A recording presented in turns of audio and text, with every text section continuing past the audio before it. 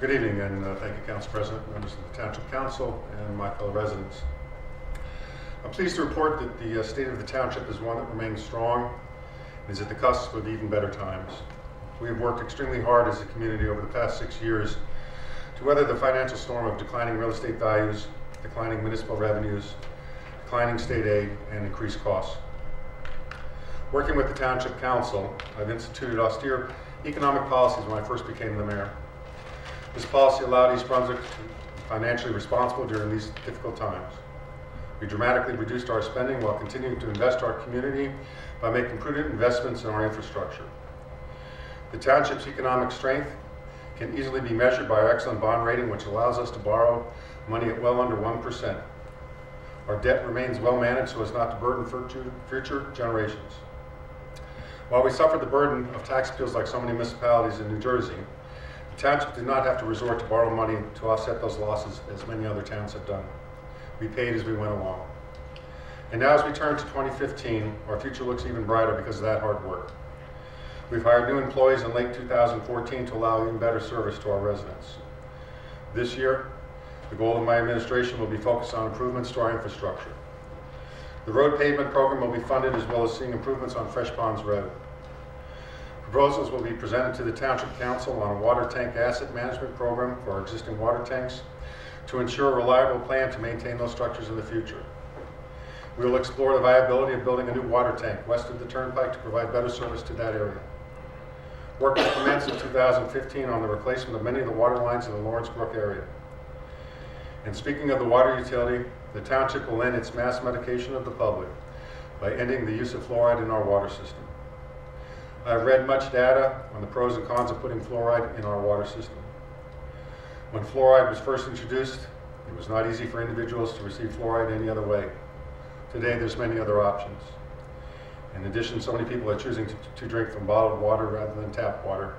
I just believe it's the time to end this, and this is something that will be done very shortly.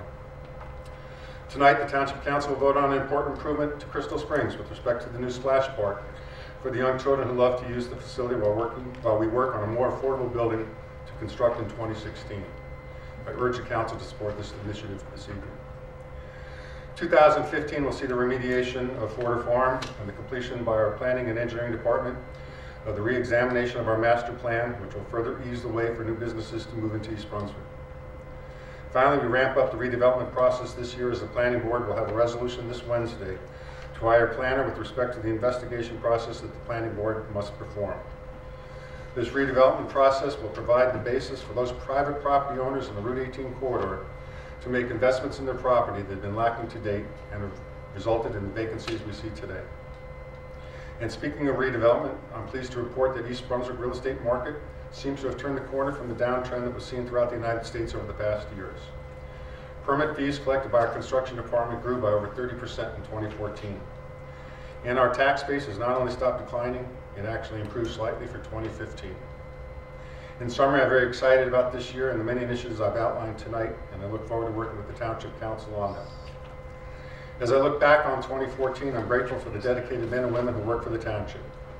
They continue to work as a team to ensure that we provide the best possible services for our residents. And here are just a few highlights for 2014. The library has continued to evolve from more than just a traditional library thanks to library leadership and the Friends of the Library. The operating budget that I'll be proposing to Council later in the spring will include additional funding that has allowed the library to reopen on Wednesday nights, very popular with our residents.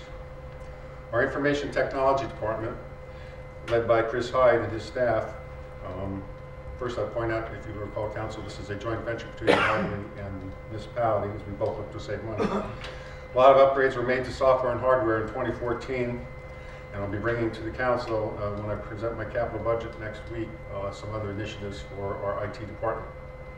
Department of Aging, this year marks the 40th anniversary of them providing services to our residents.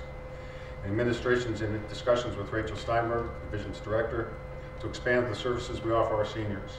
Again, we'll be bringing a proposal to the Council in the near future on that initiative. Public Works, which has been very busy recently, along with Mike Reisner's Department in Parks and Recreation. Dan Lossick and his staff continue to improve operational practices by being innovative, resulting in many cost savings. The Township's roll-off program at the Recycling Center at If you recall, Council, you bought the roll-offs. That has not only resulted in direct savings in 2014, but we had the opportunity to bring in additional revenues for the recyclables that were sold from those collection of recyclables at the center. Many people may have seen recently some white striping along the streets as we drive around town. That's actually coming from our brining equipment that this council authorized the purchase of late last year. And that brine solution has been very effective in being proactive as we face the storms, even the ice storms of this evening.